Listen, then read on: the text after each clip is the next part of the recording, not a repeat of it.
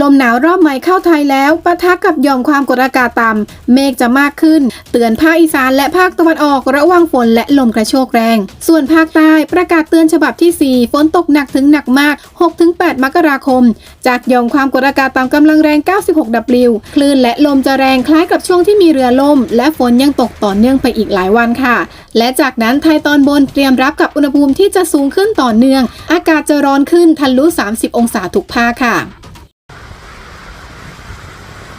สวัสดีค่ะยินดีต้อนรับเข้าสู่ YouTube ชาวบ้านตาดำๆและ Facebook ข่าวพยากรณ์อากาศและภัยพิบัติคลิปนี้อัปเดตข่าวสภาพอากาศข้อมูลตั้งแต่วันที่6ถึงวันที่14มกราคมค่ะตั้งแต่ค่ำของวันที่5มกราคมมวลอากาศเย็นกำลังปานกลางรอบใหม่จากประเทศจีนได้แผ่เข้ามาปกคลุมประเทศไทยตอนบนแล้วนะคะในช่วงเช้ายังคงมีอากาศเย็นถึงหนาวค่ะแต่วันนี้จะมีเมฆเพิ่มมากขึ้นและต้องระวังลมกระโชกแรงด้วยนะคะโดยเฉพาะทางภาคอีสานและภาคตะวันออกลมจะแรงคล้ายกับช่วงเดือนธันวาคมค่ะช่วงที่มีเรือล่มนะคะและนอกจากนี้ก็ยังต้องระวังฝนเล็กน้อยค่ะโดยจากก่อนหน้านี้นะคะประมาณ2วันที่แล้วจากแบบจำลองให้มีฝนมากทุกภาคค่ะแต่เนื่องจากมวลอากาศเย็นที่แผ่ลงมาเร็วรวมทั้งหย่อมความกดอากาศต่ำที่อยู่บริเวณเกาะบอร์เนียวมีเส้นทางที่ต่ำลงค่ะกว่าแบบจำลองก่อนนะคะจึงทำให้ฝนบริเวณประเทศไทยตอนบนไม่มากเท่ากับที่คาดการไว้ค่ะโดยภาคเหนือภาคอีสานตอนบนภาคกลางตอนบนค่ะในระยะ10วันนี้โอกาสเกิดฝนตกน้อยมากๆเลยนะคะแต่ยังมีฝนตกหนักถึงหนักมากบริเวณภาคใต้ค่ะ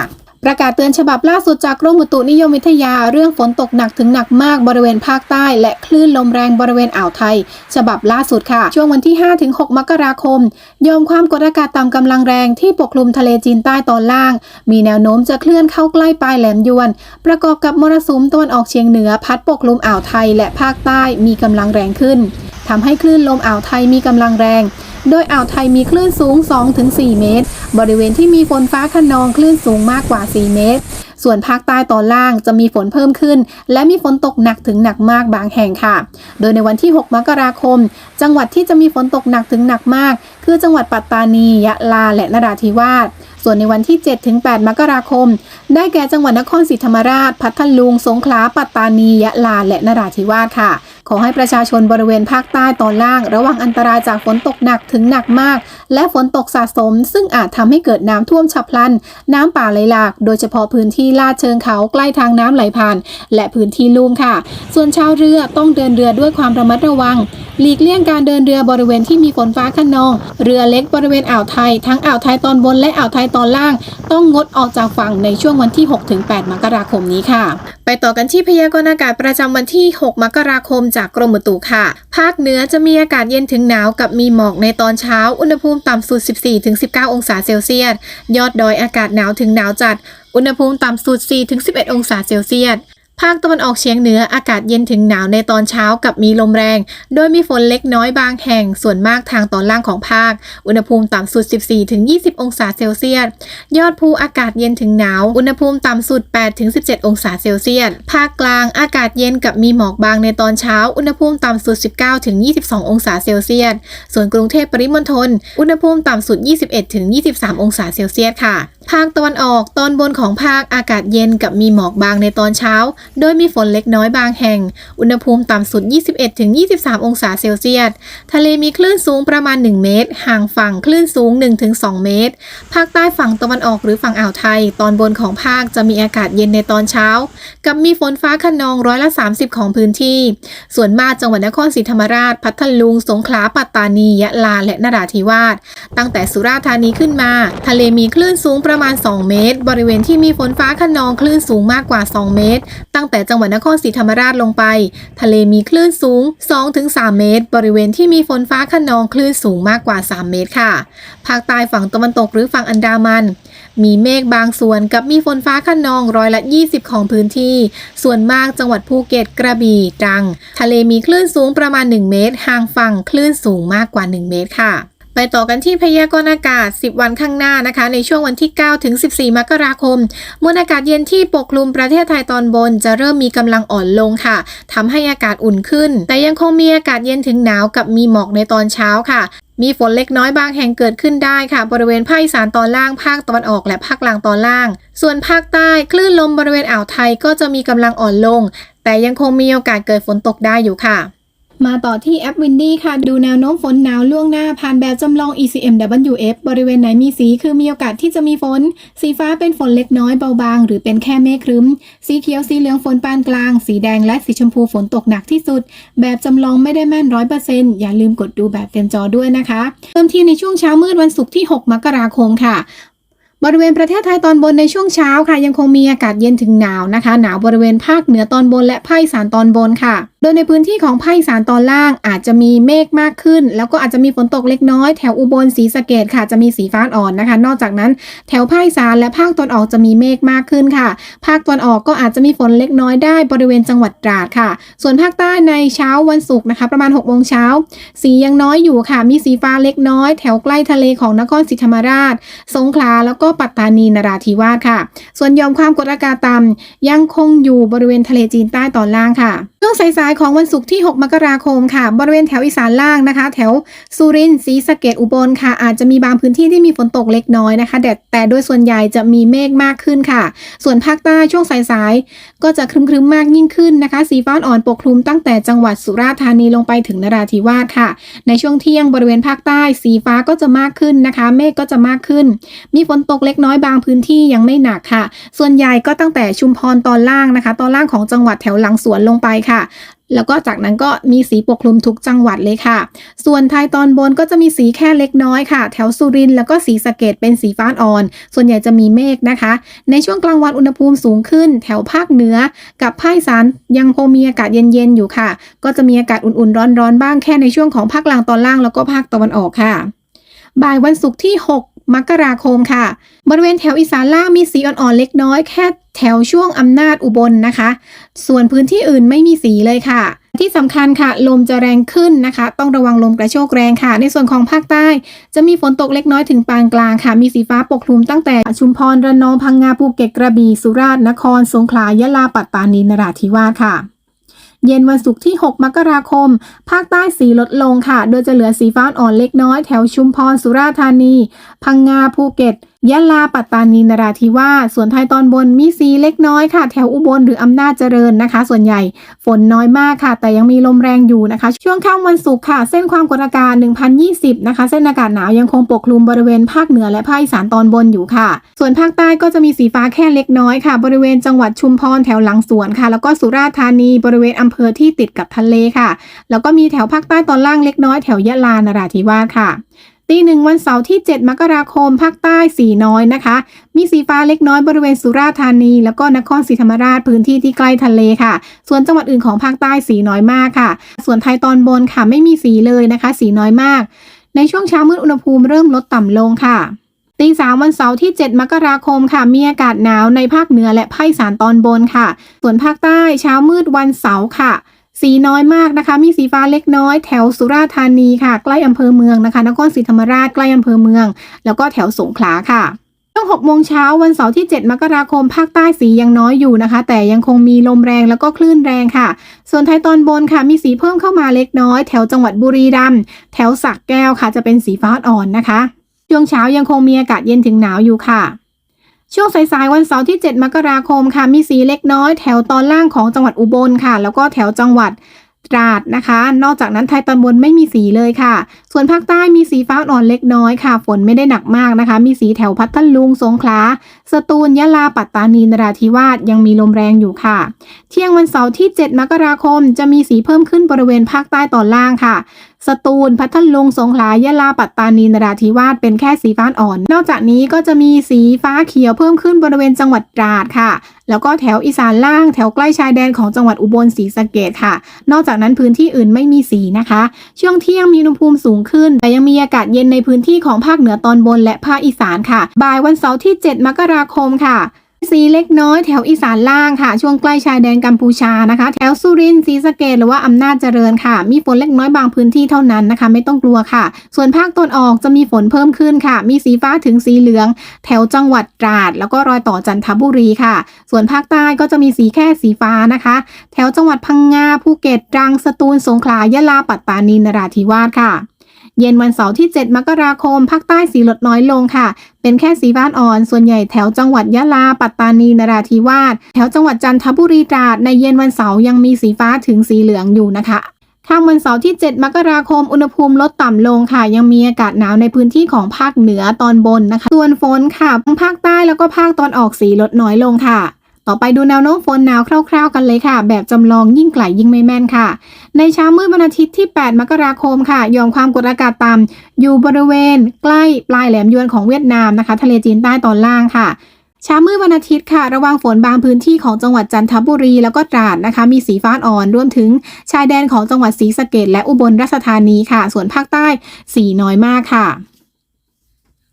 ในเช้าวันอาทิตย์นะคะช่วง 7-8 โมงเช้าค่ะแถวจันทบุรีตราดยังต้องระวังฝนอยู่นะคะส่วนพื้นที่อื่นไม่มีสีค่ะช่วงบ่ายวันอาทิตย์ที่8มกราคมค่ะไทยตอนบนไม่มีสีนะคะอุณหภูมิสูงขึ้นส่วนภาคใต้อาจจะมีฝนบางพื้นที่ค่ะตั้งแต่ระนองพังงาสุราษฎร์ธานีลงไปถึงนราธิวาสค่ะเย็นวันอาทิตย์ค่ะก็จะมีสีฟ้าอ่อนเล็กน้อยเฉพาะภาคใต้ตอนล่างค่ะสตูลลงไปค่ะส่วนไทยตอนบนไม่มีฝนไม่มีสีค่ะเช้ามืดวันจันทร์ที่9มกราคมค่ะโอกาสเกิดฝนตกน้อยมากในทุกภาคนะคะรวมถึงภาคใต้ก็อาจจะมีฝนส่วนใหญ่อยู่ในทะเลค่ะช่วงสายๆค่ะภาคใต้มีสีเพิ่มขึ้นเล็กน้อยเป็นสีฟ้าอ่อนไม่เยอะค่ะแต่ยังต้องระวังลมกระโชกแรงอยู่นะคะในพื้นที่ของภาคอีสานตอนล่างภาคกลางตอนล่างภาคตอนออกแล้วก็ภาคใต้ฝั่งอ่าวไทยค่ะช่วงบ่ายวันจันทร์ที่9มกราคมบริเวณภาคใต้สีฟ้าเพิ่มขึ้นนะคะอาจจะมีฝนตกเพิ่มขึ้นมีสีฟ้าปกคลุมตั้งแต่จังหวัดระนองชุมพรลงไปถึงนราธิวาสโดยเฉพาะแถวยะลาปัตตานีนราธิวาสจะมีโอกาสตกมากที่สุดค่ะเย็นวันจันทร์ฝนบริเวณภาคใต้ก็จะลดน้อยลงค่ะวันอังคารที่10มกราคมช่วงเช้ามืดค่ะมีสีเล็กน้อยบริเวณตอนล่างของจังหวัดบุรีรัมย์สุรินทร์นะคะแล้วก็มีแถวสระแก้วค่ะจะมีฝนตกเล็กน้อยหรือเมฆครึมๆนะคะส่วนภาคใต้ไม่มีสีค่ะจะมีสีเฉพาะในอ่าวไทยค่ะหย่อมความกดอากาศต่ำเริ่มอ่อนกำลังลงนะคะในวันที่10มกราคมในช่วงบ่ายวันอังคารที่10มกราคมค่ะแถวบริเวณภาคอีสานตอนล่างอาจจะมีเมฆมากขึ้นหรือฝนเล็กน้อยแถวอุบลศรีสะเกษสุรินทร์แล้วก็ภาคตอนออกค่ะมีสีฟ้าเล็กน้อยแถวชลบุรีระยองจันทบุรีตราดสระแก้วค่ะภาคกลางมีสีเพิ่มขึ้นเล็กน้อยฝั่งกาญจนบุรีภาคเหนือมีสีฟ้าอ่อนแถวเพชรบูรณ์ค่ะส่วนภาคใต้สีเพิ่มขึ้นนะคะเป็นสีฟ้าถึงสีเขียวตั้งแต่จังหวัดชุมพรระนองลงไปถึงนราธิวาสค่ะเย็นวันอังคารที่10มกราคมภาคใต้ยังคงมีสีฟ้าปกคลุมอยู่นะคะตั้งแต่ชุมพรระนองลงไปค่ะค่ำวันอังคารที่10มกราคมค่ะแถวจังหวัดตราดนะคะยังอาจมีฝนตกอยู่ได้บ้างค่ะ